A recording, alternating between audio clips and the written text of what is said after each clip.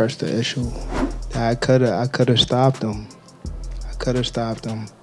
It's me. It's me. Definitely my fault. Definitely my fault. No, I'm gonna do me. I'm gonna do me regardless. I told him leave his moms and, the people home, and he still broke them.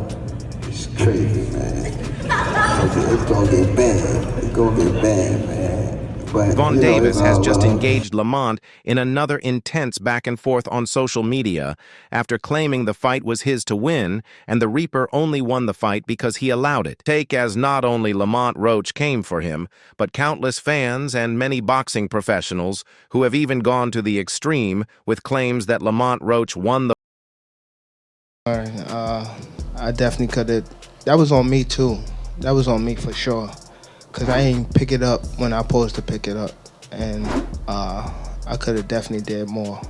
Definitely did more. He caught me with a good shot, but it was times that I sat in there with him and I'm like, damn, this guy like super slow. Well, not super slow, but he's There's slow. first the general belief that Lamont Roach won the fight when the knockdown is considered, and he was only cheated because all the judges scored the 9th round for GervontaDavis a round. He would have easily been disqualified or penalized. If all the judges had their thinking caps on, however, with GervontaDavis's recent comment, where he claimed Lamont Roach only got the win because he permitted him, many have gone the extra mile of saying Tank didn't deserve the win, even with the overlooked. I was boxing too much in the beginning, and when I felt like he was slow, it was just relate down the line. Many believe that Roach Jr. and his team have a great case for getting the call overturned if they appeal. However, the case was ruled against them, despite Roach starting his knockdown overturn case. His pleas were declined. He had made a series of X posts, the first of which wrote, "Y'all tweaking. If y'all think Buddy was off or had an off night, that stuff is just different there with me. I told y'all from the start just because I feel like I won y'all acting like I said. He was easy work or some. The knockdown gives me a UD. He followed this up by asserting I did take care of that in the ring. You are about to make me get on you with this bias. I know he your people's, and but leave. It be I ain't suing anybody. I'm getting a clear knockdown situated." What you talking about? He like, now you gonna give it to you? I was like, oh, is that right? So, that's how boxing work. It's sad to say, that's how boxing work. I'm not like totally upset. I figured with a superstar, when someone suggested that the knockdown getting overturned would mean he won a split decision rather than a unanimous decision. Roach Jr. said the guy who scored the fight for Tank gave him that round. If the knockdown count is 10-8 my way, that's a 3-point swing, so I would have won that card to go back to. Your cave casual Roach Jr. is right, that a knockdown overturn would earn him a unanimous decision and not a split decision.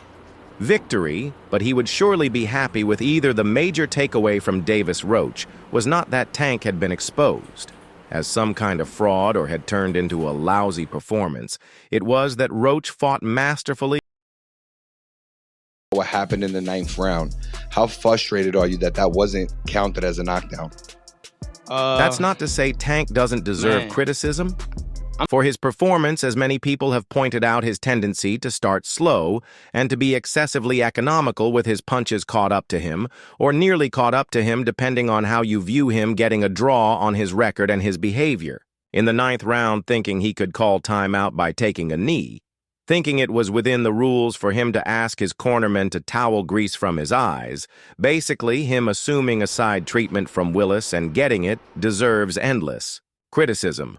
But Roach deserves credit more than Davis deserves criticism. He took on an elite counterpuncher and out-countered him, answering nearly every. Davis left hook with a right hand. He didn't bite on Tank. I damn sure thought I had it, especially when they announced the score for him. I was like, oh, they gonna give me a split decision win. I was like, oh, yeah. Honestly, I thought I should have won without that being counted a knockdown. Look, I ain't the ref. I ain't He traded punch. You know what I'm saying? He did so just long enough to let Davis know he meant business. and then got out of there and stopped exchanging, and he must have a tremendous chin, because while his defense, anticipation and counterpunching limited the number of clean shots he took, he still got cracked on the jaw a few times and emerged to hear scores read. Something Tank's opponents aren't supposed to do. There were plenty of folks in boxing ripping this as a pointless mismatch, but there were also sharper students of the game touting Roach as a challenger who would likely be competitive still. I didn't see anyone picking the Reaper to take a scythe to Tank's perfect record. White shirt out his eye, but the rules do state if you voluntarily take a knee, then that's an automatic 8 count. But it is what it is. I wasn't relying on that. I was relying on what I was doing in there. I think I was taking control. I think the outcome is something of a lesson that superstars should take the biggest fights they can when they can, because sometimes that marking time bout is the one that bites you. Still, any damage to Davis's reputation can be quickly undone. All he needs to do is sign for an immediate rematch with Roach and get the win next time at the post-fight press conference. Davis was teasing an unspecified bigger fight that he said would come first. Some speculated. Maybe that was Tank against Stevenson. For argument's sake, let's say that's precisely what Team Davis has in mind. Well, unfortunately, that fight just lost a lot of its luster here. But as soon as I heard that 114, I was just like, damn, all right, it's over with. So, yeah, man, it's just crazy. I ain't gonna lie. Like, it's okay. We gonna run it back. It's okay. But if that was kind of a knockdown, I would win the majority decision. With a fight like Tank versus Shakur, Lamont, this is Matt would be billed as potentially determining who is the best American boxer younger than 30, you can't have one of them coming directly off a fight. Most people think he deserved to lose as a favorite. Davis needs the Roach rematch, even though winning it won't be easy to maximize. Interest in fights against Stevenson and other 4 Princes-level opponents. The sight of a draw on Davis's record is not a massive hit to his marketability, but the feeling that he was second best in his most recent fight is, so he needs to replace that with another more recent fight in which he is not second best. I don't know, did y'all see me in the ring tell him to keep counting?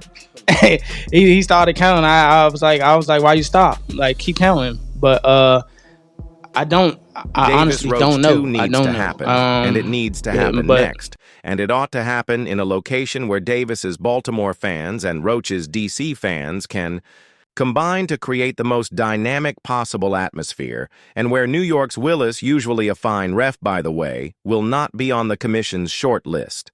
Well, that's it with Tank Davis right now, the star that once shone bright and was deemed the next big thing after Floyd Mayweather, but now has to battle his inner demons and face the overwhelming task of coming back from a position he'd never found himself in. The fight, yeah, just didn't do enough work. I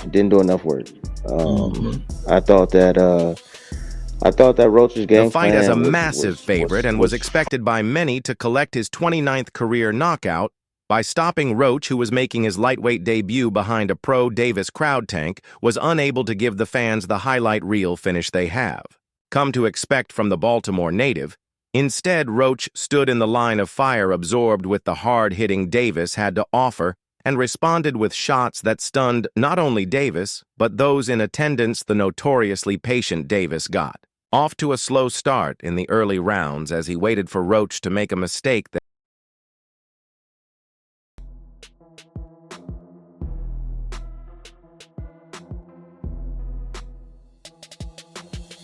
he could capitalize on, but Roach refused to give Davis the window to counter and press the action. Davis smiled and talked to Roach early in the fight, but had to get serious once he realized that his opponent wouldn't wilt under the bright lights Roach Jr. 29 had faced. Pretty much scared nobody. It's all about the bread at the end of the day. In the perfect world, if I could have it, how I want to have it, thank God Lamont Roach made a name for 135 division because we needed somebody. Okay. Let's be real. So now we got a new person. Thank God. So now we got Lamont Roach. If I can have it my way, trying to bait, but Roach was just really patient. Roach was patient, bro. He was tight. He was patient, and he wasn't really rushing in. And every now and then he'll make a mistake. He'll like probably like lunge a little bit or reach with the right hand, Yeah. and then he got countered. You know what I'm saying? But Their he careers didn't went in give a different whole lot of, directions and that once made they me turned pro, with Davis being one of boxing's biggest stars and Roach being known as a solid fighter who lost in his only other opportunity at a World Championship in a defeat to Jamel Herring for the World Boxing Organization super featherweight title in 2019. Davis's ascent to stardom was punctuated by his knockout win over Ryan Garcia in 2023, where he laid claim to be the face of boxing. He almost let the title slip away in an underwhelming performance. Their history may have given Davis a false sense of confidence heading into the fight. But Roach was well prepared for everything Tank had to offer, including his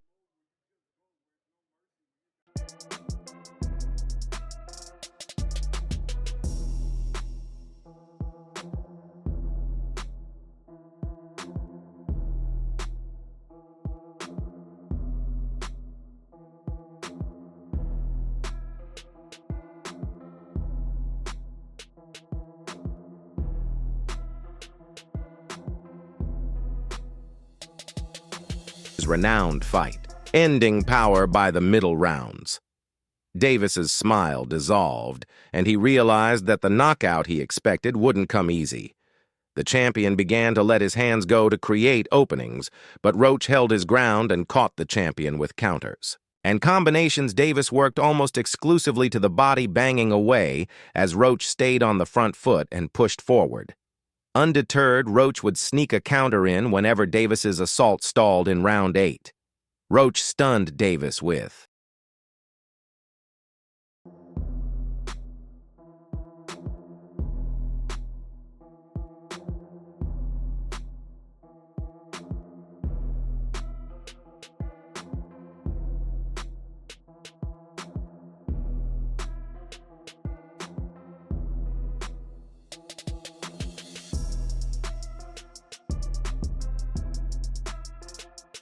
a counter right hand. Although Davis was never in any real danger, the counter-punching signaled that he couldn't rumble recklessly.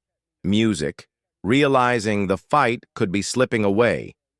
Davis 30 pressed the action in the championship rounds, although he landed some big power shots. He never came close to hurting Roach, but the activity gave him the final 2 rounds on all 3 scorecards to salvage the draw and leave New York with the Great event. Great event. It was a great fight. They put in a fantastic performance. Both of them did, for real. Both of them really did put in a fantastic performance. It was a great fight, all that good stuff. It was a draw. At the end of the day, people are unsatisfied. I feel like Davis has left some boxing fans wondering if he may no longer be at the peak of his powers, and former two-weight world champion Paulie Malignaggi has now offered his take ahead of the proposed rematch. Malignaggi knows a thing or two about rematches, having defeated both Juan Di Do and Love Moore and Do when meeting those fighters for the second time, and he told Pro Box TV that he feels there is a mental problem with Tank. There is something that has been said about Devon behind the scenes for years that nobody brings out, and it brings to light why they keep against him. So I don't know what that's gonna bring us. But let's move on to the main event. GervontaDavis and Lamont Roach. Certainly, I think the draw controversial, but I think Lamont Roach wins the night. I think his performance wins the night. Here's the thing, though. Lamont Roach was always a solid fighter, solid fundamental, and I'm going to reiterate what I said before. Solid fundamental fighter. Nothing. There is a rumor behind the scenes that Devon has a lot of B in him, a lot of front runners in him. If you push him, he will break and fold. It starts to add up because Lamont is from the D.C. area. They grew up around him, and they fought in the amateurs. That comes to light where it's been held back from the public. With the limited opposition Gervonta has fought in his career, Roach doesn't want to start too fast. You want to measure your pressure and bring it out, because you already know what you're dealing fundamental fighter who's been well-schooled, well-taught, and well-balanced. And that's who he was tonight. His sense of positioning allowed him to catch and shoot in some spots. He had a mentally strong game plan in terms of he was trying to hold ground a lot and sort of back up GervontaDavis. Davis still, you know, when you really think about it, he ends up fighting a Lamont Roach, who's a 130-pound champion, been a perennial contender for about 10 years.